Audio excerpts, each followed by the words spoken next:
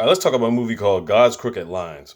Boy. So we got this lady by the name of Alicia. She's about to be transmitted into a mental institution. Now this takes place back in 1979. Now she's going there off the consensus that her husband, she tried to poison her husband 3 times or something like that, but she's saying that it's all a lie. Nevertheless, she ends up getting admitted. And a guy by the name of Dr. Garcia took her there. So as she's going through the facility, she meets up with another doctor by the name of Monet. She can't take any of her personal possessions back into her room. But she asks her, could she take this book in there? She's like, it's just a book. So she lets her take the book. Now she's supposed to be in there because of symptoms of paranoia, which just so happens to be the title of the book that she's trying to keep. So it turns out she gets in her room, we find out that the book has like a bunch of documents in there. One has this message on there saying, you murdered me, I didn't. It's got this newspaper clipping of a dude by the name of Damian. Now apparently Damian actually died in this institution about a year ago. And we get to this flashback where we see the building on fire, it's starting to rain, and the guy's laying in the cell done deal dead as shit. Now you got the police inspector there, you got Monet, and the director of the facility, his name is Samuel. Now they're trying to get down to this investigation of who killed Damian. But it's not a necessary killing. He's got like broken bones and things of that nature. They end up finding a piece of glass under the bed. So yeah, they found the murder weapon. And they rounded up the count on the patients, but they found that a patient is still loose. Now they're having this conversation between the inspector and Samuel in their own personal office or whatever, trying to figure out where the person is, who could what. And you think to yourself, something nefarious is going down here. Then he gets a phone call and that's the end of the flashback. So now back to current times, Alicia is meeting with this other doctor by the name of Caesar. Now Caesar's asking simple questions, and she answers them to the best of her ability, but the thing is, she's got other questions that she can only ask Samuel, because apparently she's stating that he's the one that actually brought her there. Later on, she's getting something to eat with the rest of the patients, and she ends up meeting this dude by the name of Ignacio. Ignacio, you could say, is the most intelligent out of everybody, honestly. And while they're talking, some little dude by the name of Lewis comes through. He's like peeking through a shirt and things of that nature, but he's like he basically antagonizes every woman that comes in there. But he always stays around this big dude in the facility. They just call him the Elephant Man. They tight like that. Later on, Ignacia introduces Alicia to these two twins. One named Remo, the other named Ramelan. Remo is the one that imitates everything he sees with people, and he can actually talk. The other one can't talk, he's been mute. Now Remo is very protective of his sister named Maria, but here's the thing, that's not really actually her sister. But he treats her as such because she's always around. The thing is, she don't talk either, she just nods back and forth. Now, when Ignacio says protective of his sister, that means if anybody even tries to talk to her or do anything, he will loudly jump up to try to kill him. And he lets her know that's not an exaggeration. Now, the story we have is Alicia's husband, Helico, was the one that had her committed because apparently she tried to poison him or something like that. That's the story they're telling. So Alicia ends up meeting up with Cesar again, and this time it's more of a casual conversation. He actually wants to let her lead the conversation. So they have a conversation, he's pouring water, he accidentally poured water on her dress or whatever like that. And because he likes her, he ends up giving her the keys to the bathroom so she can use the bathroom to try to clean herself off. Now while she's in there, she gets her socks, and she gets her toilet paper, she ends up flooding the toilet. And tells the maintenance man that the bathroom is flooded, but the reason she did that is so she can go inside to get these certain files. She gets some files from last year concerning the stuff with Damian. More importantly, she found some files on schizophrenic patients because somebody schizophrenic supposedly was the one that killed Damian. So what she found was some things that actually led to Lewis.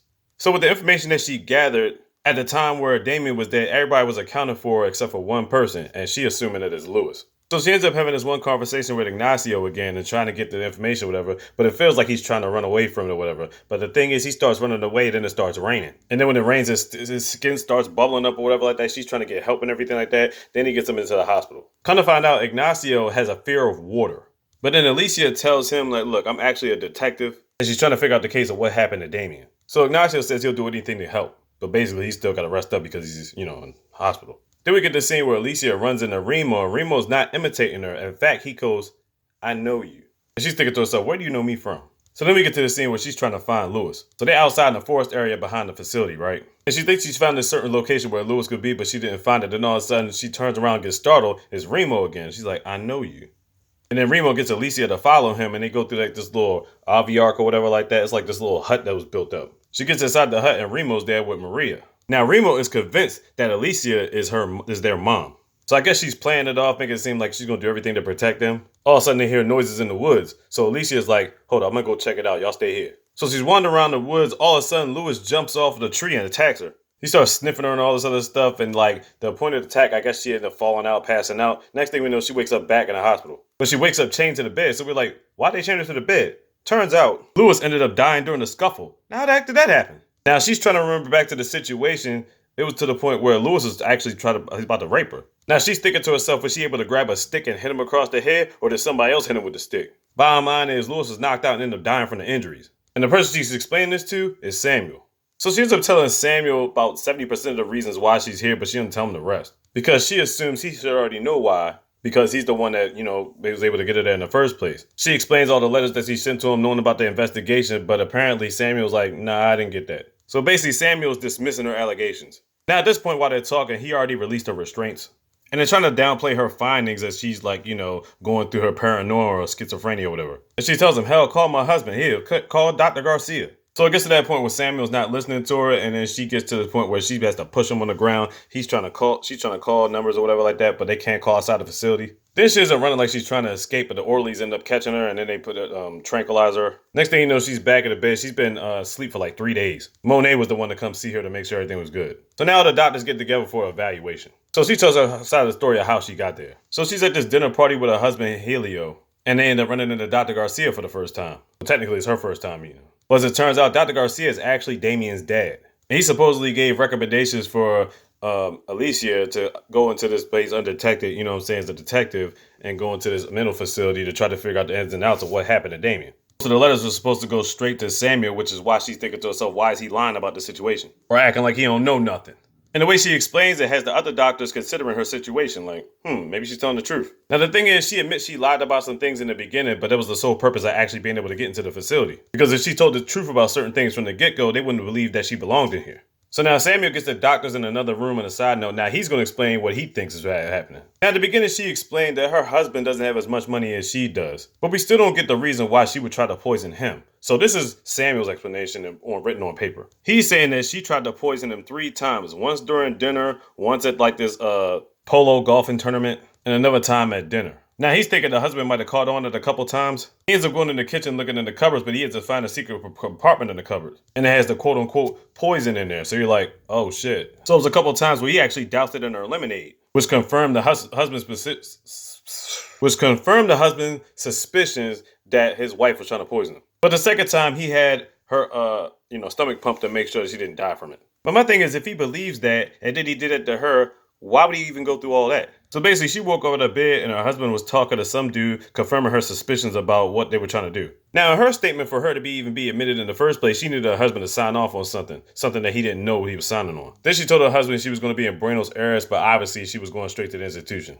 Now, Cesar Monet and the other doctors are listening to both of these stories, but they're thinking to themselves, something don't add up in either one of them. Like, They're both very suspicious of who's telling what. They understand what Alicia is saying, but still skeptical, and they understand what Samuel's saying, but once again, they're just going based off the documentation that was written out. But the documentation was written by the husband, so it was like, So all the doctors come in and they go back to talking to Alicia and have another meeting. Samuel basically feeling like the story doesn't check out. And then there's another person in the corner of the room. We don't know who he is yet. She told him to call her husband, but the thing is, they ain't been able to reach her husband in like a couple weeks. Then she said, call Dr. Garcia. They said they can't find him either. He might be in Zurich or whatever. This place called Zurich.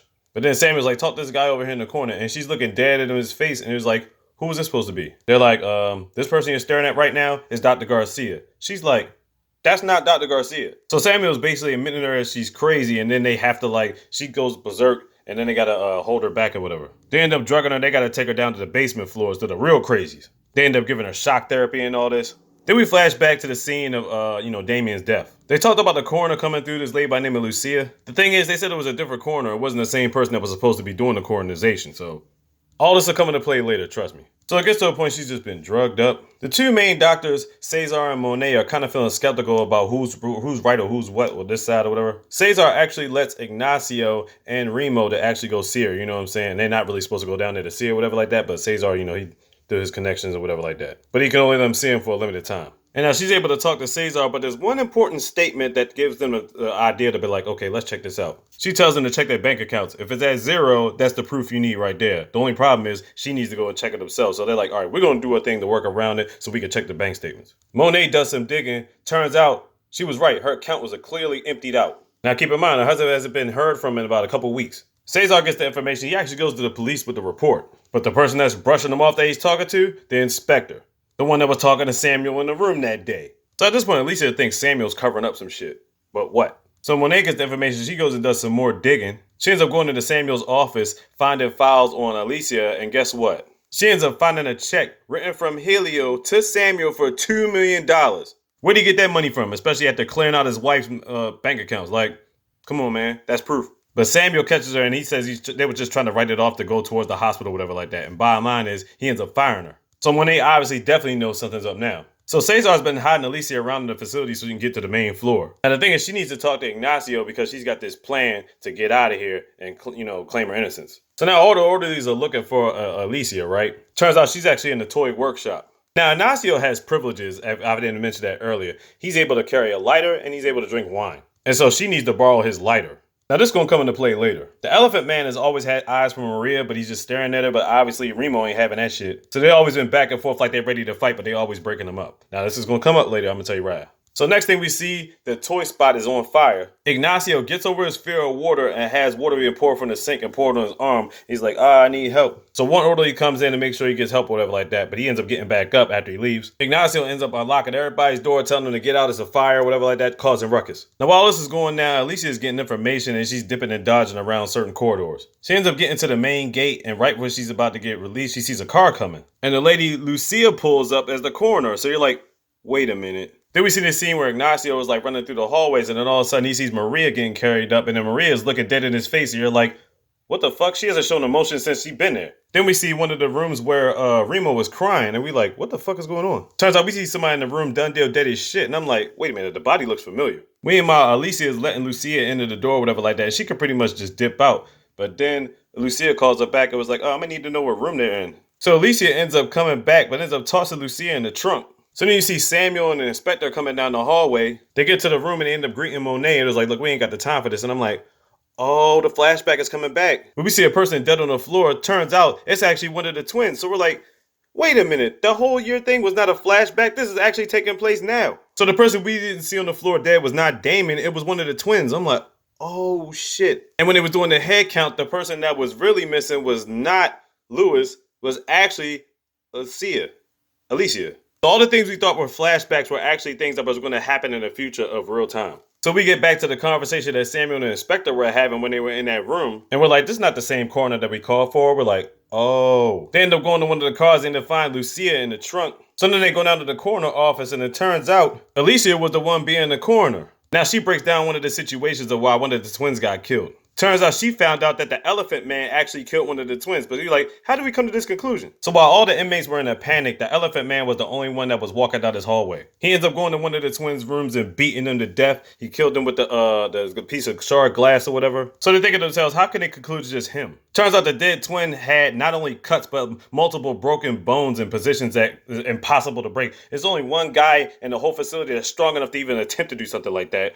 The Elephant Man. They say all you gotta do is look at his hands. If you see cuts on it, you'll know I'm telling the truth. So they go find the Elephant Man after he's been out of the facility. They check his hands. His hands are bruised and bloodied and all that shit. So yeah, that's proof. But after they get the proof, Samuel's like, that still don't let you off the hook though. But Monet is like, yeah, it does. It turns out that her husband actually did steal a lot of the money out of there. And they said he actually fled the country like a month and some change ago to like South Africa. As far as her claims of being a detective, Cesar actually found a key and went to the house and seen the house that was completely cleaned out. But he saw this one frame on the wall and there was some documentation saying that Alicia is a private investigator.